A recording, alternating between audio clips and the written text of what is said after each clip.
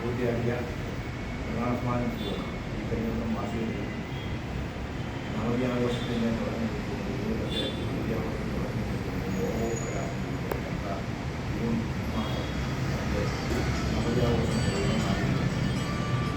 അപ്പം നമ്മളിനി ഇന്ന് കുറേ ആമുഖമായിട്ട് എന്തെങ്കിലും വാക്കുകൾ പറയാതിരിക്കുകയാണെങ്കിൽ മാധ്യമ സുഹൃത്തുക്കളുമായിട്ട് സംസാരിച്ചായിരുന്നു. അപ്പം നമ്മുടെ ഈ സ്കൂള് 2017, 2015, 2016 കാലഘട്ടത്തിൽ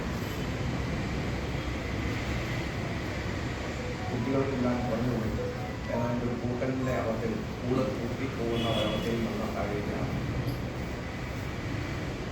നമ്മൾ ഈ സ്കൂള് പുനരുദ്ധരിക്കുന്നത്.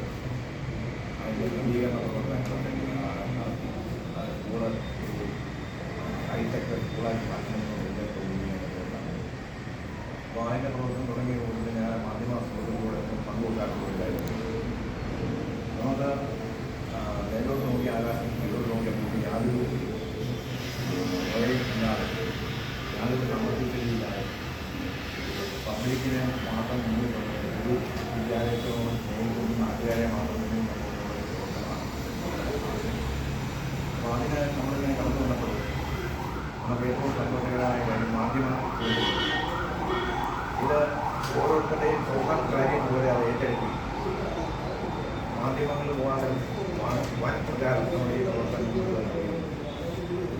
അപ്പോൾ ഓരോ ഘട്ടത്തിൽ ഓരോ പത്രങ്ങൾ പഴയ കാലങ്ങളെടുത്ത് നോക്കിയാൽ ഓരോ ഘട്ടത്തിൽ വൻ തോതിലുള്ള വലിയ രീതിയിലുള്ള പ്രവർത്തനം നമ്മുടെ റിപ്പോർട്ടുകൾ പത്രങ്ങളിൽ വന്നുകൊണ്ട് ഇത് പബ്ലിക്കിൽ ശ്രദ്ധയാകർഷിക്കുന്ന ഒരു വലിയ മാറ്റം നമ്മുടെ അങ്ങനെ മാധ്യമ സുഹൃത്തുക്കളുടെ സഹകരണത്തോടുകൂടിയാണ് നമ്മൾ ഈ സ്കൂളിൽ ഡെവലപ്പ് ചെയ്യുന്നത്.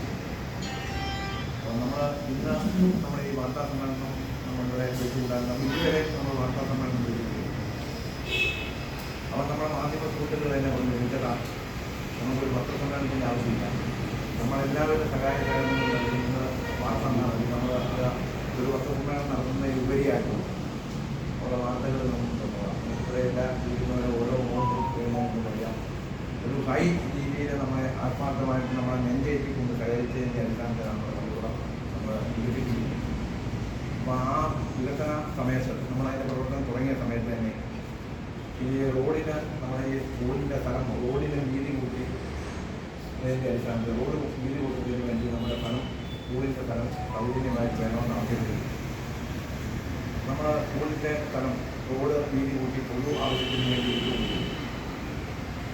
അപ്പോൾ നമ്മൾ ഉദ്ദേശിച്ച നമ്മുടെ മുൻ പ്രധാനമന്ത്രി ഉദ്ദേശിച്ച കാഴ്ചപ്പാടിന് വിരുദ്ധമായി നമ്മളെ ഈ റോഡിന് വീതി കൂട്ടാനുള്ള സ്ഥലം കൊടുത്തത് അംഗീകരിച്ചുകൊണ്ട് ഈ റോഡിൻ്റെ കയറ്റം നമ്മുടെ ആശുപത്രികളിലെത്തിയ ഒരു ഭയങ്കര ഒരു വലിയ ഒരു കുന്ന് കയറ്റം കയറി വരുന്ന ഈ റോഡ് ഈ കയറ്റം കുറയ്ക്കുന്നതിന് വേണ്ടി റോഡ് വലിയ റോഡ് താഴ്ത്തി ആ കുന്ന് താഴ്ത്തി കഴിഞ്ഞപ്പോൾ ഏതാണ്ട് 20 അടി പൊക്കത്തിലുള്ള വലിയ ഒരു ഭിത്തിയായിട്ടാണ് സ്കൂളിൻ്റെ സ്കൂളിൻ്റെ ഭിത്തി അവതരിപ്പിച്ചത്.